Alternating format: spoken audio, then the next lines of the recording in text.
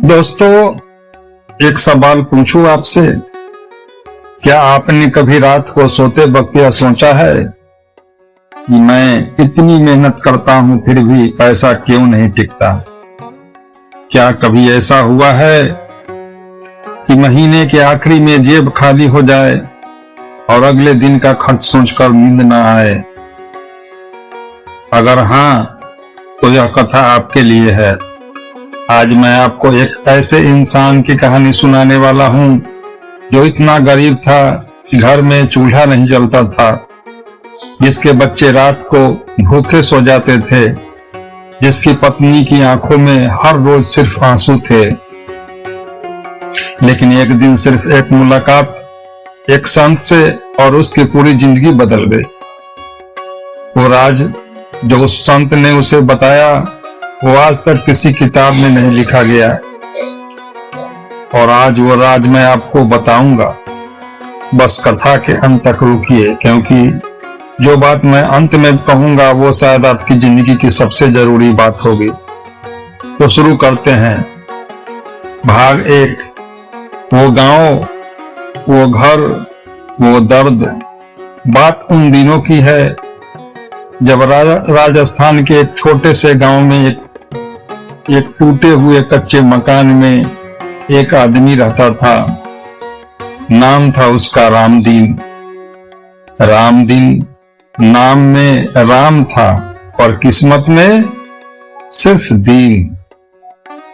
वो हर सुबह उठता था अंधेरे में, जब पूरा गांव सोया होता था, तब वो निकल पड़ता था अपने कंधे पर फावड़ा लेकर, खेतों में काम करता था। दूसरे के खेत, दूसरों की फसल, और शाम को लौटता था तो हाथ में होती थी बस चंद सिक्कों की मजदूरी। दोस्तों सोचिए, एक इंसान पूरे दिन धूप में जले, पसीना बहाए, अपनी पीठ तोड़े, और शाम को उसके हाथ में इतना भी न हो कि वो अपने बच्चों को ठीक से खाना खिला सके। यह सिर्फ गरीबी नहीं थी, यह रोज का अपमान था। रामदीन के घर में 3 बच्चे थे। बड़ा बेटा था छोटू, 8 साल का। वो स्कूल जाना चाहता था और पाँव में चप्पल नहीं थी। बीच वाली बेटी थी मुन्नी, 6 साल की। वो गुड़िया मांगती थी, पर रामदीन के पास इतने पैसे नहीं थे कि मिट्टी की एक छोटी सी गुड़िया भी ला सके। और सबसे छोटा दूध मुंहा बच्चा था, जिसे रात को दूध चाहिए था। क्या अपमान था। रामदीन के घर में 3 बच्चे थे। बड़ा बेटा था छोटू, 8 साल का। वो स्कूल जाना चाहता था और पाँव में चप्पल नहीं थी। बीच वाली बेटी थी मुन्नी, 6 साल की।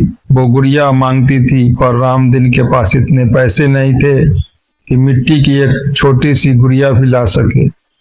और सबसे छोटा दूध मुंहा बच्चा था, जिसे रात को दूध चाहिए था, पर घर में दूध कहां से आता। रामदीन की पत्नी थी सावित्री। सावित्री जिसका नाम था देवी जैसा और जिंदगी थी पत्थर जैसी। वो रात को जब सो जाते तब अकेले बैठकर रोती थी, चुपचाप।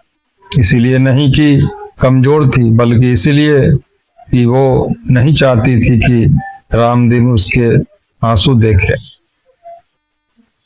क्योंकि रामदीन पहले से ही टूटा हुआ था।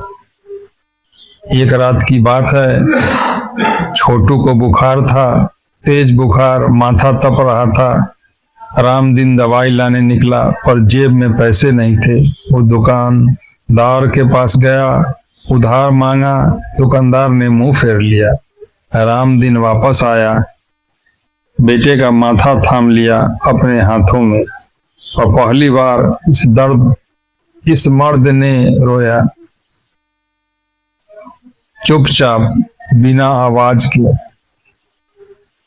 और उस रात उसके आंसू गिरे थे, एक बाप के आंसू। दोस्तों, क्या आप महसूस कर सकते हैं वो दर्द जब एक बाप अपने बच्चे की दवाई नहीं ला सकता, तो उसके दिल पर क्या गुजरती होगी। भाग 2।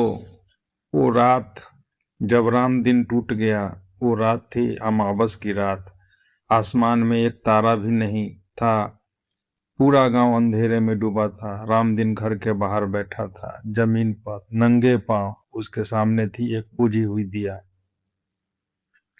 उसने उस दिया को देखा और सोचा, यह दिया मेरी जिंदगी है। तेल भी खत्म, पाती भी जली, रोशनी भी नहीं। उस रात रामदीन ने एक ऐसा फैसला सोचा जो नहीं सोचना चाहिए था। उसने सोचा, क्या फायदा जीने का।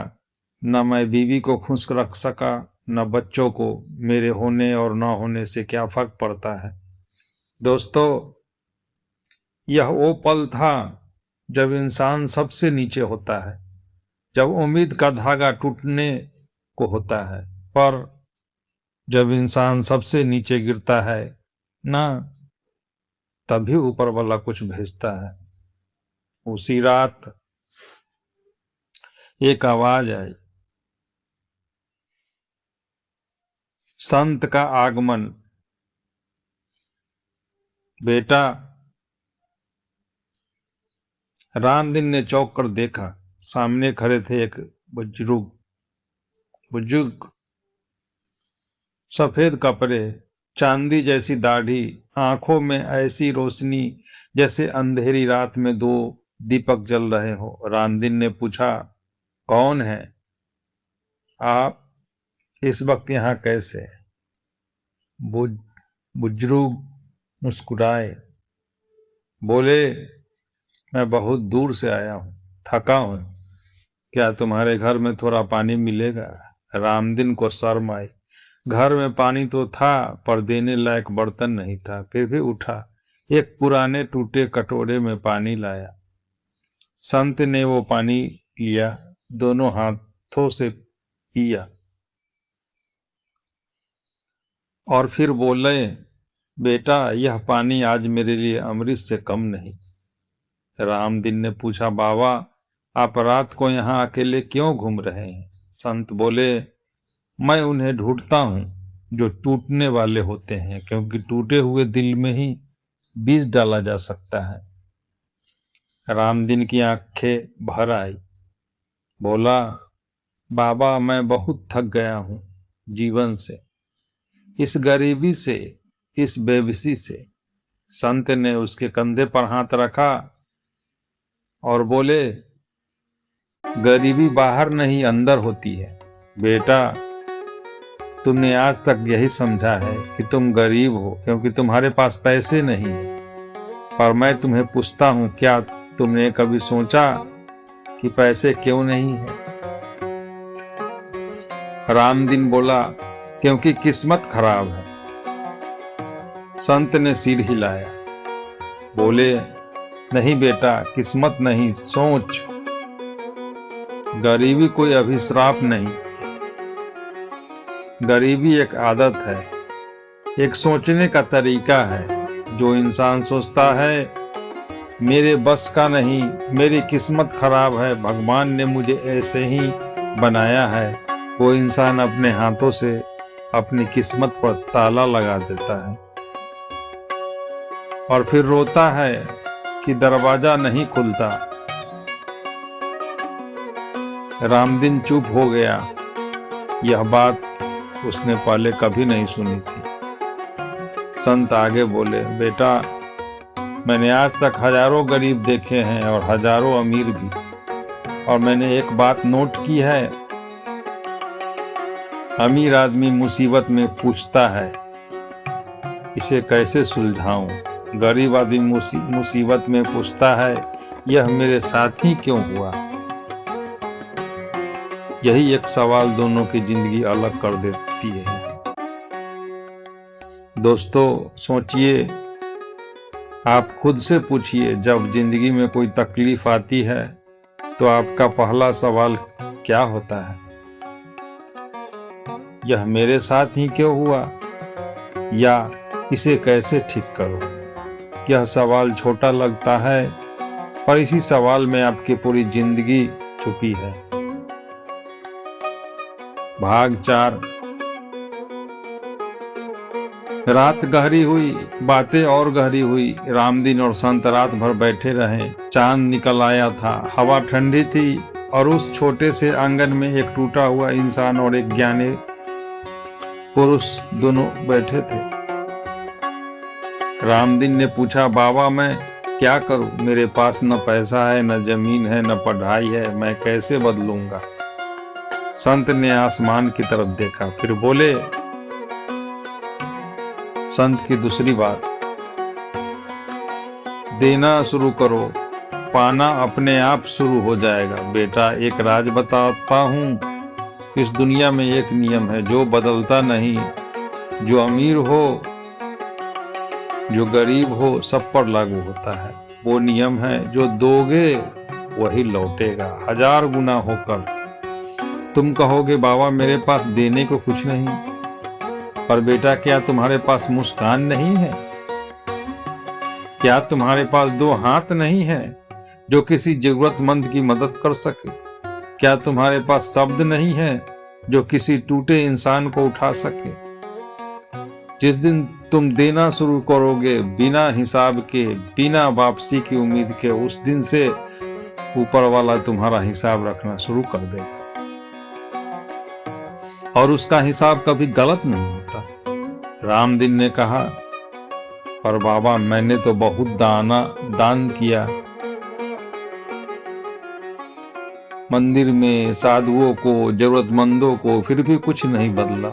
संत मुस्कुराए, बोले, बेटा दान और देना दोनों अलग है। दान तब होता है जब हम सोचते हैं मैंने दिया, अब भगवान को देना है। देना तब होता है जब हम बिना सोचे दे देते हैं, जैसे नदी देती है, जैसे पेड़ फल देता है।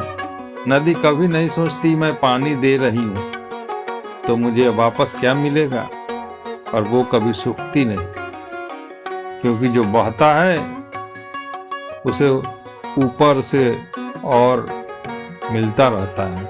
अगर आप भी ऐसा चाहते हैं कि आपकी जिंदगी में भी बरकत आए तो यह बात गांठ बांध लीजिए, देना बंद मत करो, चाहे कितना भी कम हो। भाग 5। वो सुबह जो रामदीन को बदल गई।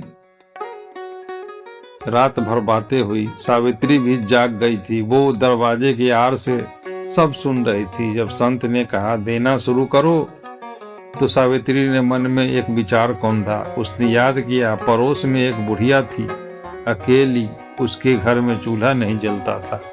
सावित्री ने सोचा था जब हमारे पास ही नहीं है तो उसे क्या दूंगी, और आज रात उसका मन बदल गया। सुबह होते ही सावित्री ने जो आटा था उसमें से थोड़ा निकाला और वो रोटी बनाने गई उस बुढ़िया के लिए। रामदीन ने देखा, कुछ नहीं बोला, पर उसकी आंखों में पहली बार एक अजीब सी रोशनी आई। और उसी सुबह एक चमत्कार हुआ। जो आदमी कभी रामदीन को काम पर नहीं रखता था, वो खुद चल कर आया। बोला, रामदीन मेरे खेत में इस बार फसल बहुत अच्छी है, मुझे एक भरोसेमंद आदमी चाहिए, क्या तुम आओगे? रामदीन के हाथ कांपे, क्योंकि उस आदमी के खेत में मजूरी गांव की सामान्य मजूरी से 3 गुना थी। दोस्तों, यह संजोग था या उस देने का पहला फल? संत की तीसरी बात जो रामदीन को जाने वक्त कही। जब संत जाने लगे तो रामदीन ने उनके पांव पकड़ लिए, रोते हुए बोला, बाबा रुकिए, मुझे और बताइए। संत ने उसे उठाया, उसकी आंखों में देखा और बोले, वो बात जो मैं आज सबसे पहले आपसे कहना चाहता हूँ। बेटा तुम जानते हो दुनिया में सबसे महंगी चीज क्या है? रामदीन ने कहा, सोना, हीरा। संत ने कहा, नहीं, सबसे महंगी चीज है एक इंसान का विश्वास, और सबसे सस्ती चीज जो इंसान बर्बाद कर देता है वो है वक्त।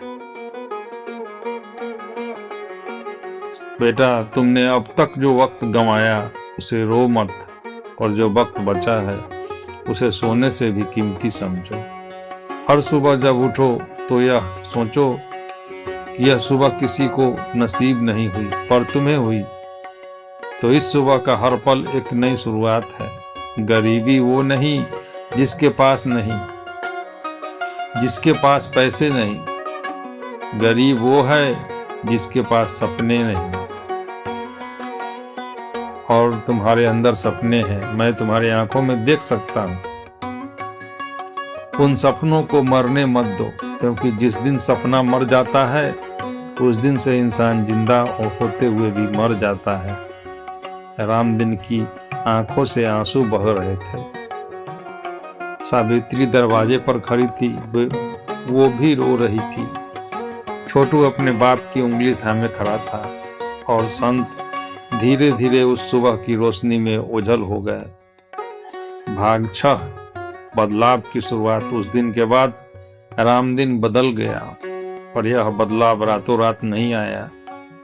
आया धीरे धीरे, एक एक कदम। पहले उसने अपनी सोच बदली। जब भी मन में आता नहीं होगा, वो खुद से पूछता क्यों नहीं होगा, और अगर होगा तो कैसे होगा। दूसरा उसने देना शुरू किया, थोड़ा थोड़ा जो था जैसे था। किसी की मदद, किसी को पानी, किसी को रास्ता बताना, किसी का दर्द सुनना। और तीसरा, उसने अपने सपने को जिंदा रखा। उसका सपना था एक छोटी सी दुकान। वो हर रात सोने से पहले उस दुकान की कल्पना करता, उसकी सजावट सोचता, उसके ग्राहक सोचता, उसमें रखा सामान सोचता। दोस्तों सोचिए, जिस इंसान के घर में खाना नहीं था वो दुकान का सपना देख रहा था। पागलपन नहीं, यही तो राज था। भाग 7, वो दिन जब सपना सच हुआ। 3 साल बाद उसी गांव की मुख्य सड़क पर एक छोटी सी दुकान खुली। नाम था रामदीन जनरल स्टोर। शुरुआत छोटी थी, बहुत छोटी, पर रामदीन हर ग्राहक से ऐसे मिलता था जैसे वो ग्राहक उसका मेहमान हो। जो जरूरतमंद था उसे उधार देता, जो उम्र दराज था उसे खुद सामान घर तक पहुंचाता। और धीरे धीरे लोगों ने उसकी दुकान को अपनाया। 5 साल में वो छोटी दुकान एक बड़ी दुकान बन गई। 10 साल में रामदीन के पास 3 दुकानें थी। छोटू जो नंगे पांव स्कूल जाना चाहता था, वो अब शहर में पढ़ रहा था। मुन्नी जो मिट्टी की गुड़िया मांगती थी, उसकी शादी इज्जत से हुई। और सावित्री जो रात को छुपकर रोती थी, अब वो रात को छुपकर ईश्वर को धन्यवाद देती थी। दोस्तों, यह कहानी काल्पनिक नहीं है। यह उन लाखों रामदीनों की कहानी है जिन्होंने एक दिन अपनी सोच बदली और जिंदगी बदल गई। और यह उन लाखों रामदीनों की भी कहानी है जो आज भी उस अमावस की रात में बैठे हैं, टूटे हुए, उम्मीद खोए हुए। यह कथा उन्हीं के लिए है। अंतिम भाग, वो 3 गुप्त नियम। दोस्तों, अब मैं आपको वो 3 नियम बताता हूं जो उस संत ने रामदीन को बताए थे और जो आज भी उतने ही सच्चे हैं। पहला नियम, सोच बदलो। जब भी जिंदगी में कोई तकलीफ आए, पहला सवाल यह नहीं होना चाहिए यह मेरे साथ क्यों हुआ। पहला सवाल यह होना चाहिए अब मैं क्या करूं। यही एक सवाल गरीब और अमीर की सोच का फर्क है। दूसरा नियम, देना शुरू करो। जो मिला है चाहे थोड़ा हो, उसमें से देना शुरू करो। पैसा नहीं है, समय दो, मुस्कान दो, मदद दो, सब दो। जो देगा वो पाएगा। यह ब्रह्मांड का नियम है, इसे कोई नहीं बदल सकता। तीसरा नियम, सपना जियो। हर रात सोने से पहले अपना सपना देखो, महसूस करो जो तुम चाहते हो उसे इतनी शिद्दत से सोचो कि वो हकीकत लगने लगे, क्योंकि जो मन में बस जाता है वो एक दिन जरूर साकार होता है। आखिरी बात दोस्तों, रामदीन की कहानी यही खत्म नहीं होती। एक दिन जब रामदीन बूढ़ा हो गया, उसके पोते ने पूछा, दादाजी आपने इतनी तरक्की कैसे की? रामदीन मुस्कुराया। उसने जेब से एक पुरानी घिसी हुई डायरी निकाली। उसने लिखा था 3 वाक्य, सोच बदलो, देना शुरू करो, सपना जियो। और उसके नीचे लिखा था, यह मुझे एक संत ने बताया था उस रात जब मैं टूट चुका था। पोते ने पूछा, वो संत कौन थे दादाजी? रामदीन ने आसमान की तरफ देखा, बोला, पता नहीं बेटा, पर शायद वो भगवान ही थे जो उस रात मुझे बचाने आए थे। दोस्तों, शायद आपकी जिंदगी में भी वो संत आए हो, किसी शब्द के रूप में, किसी किताब के रूप में, किसी इंसान के रूप में, या शायद आज इस कथा के रूप में।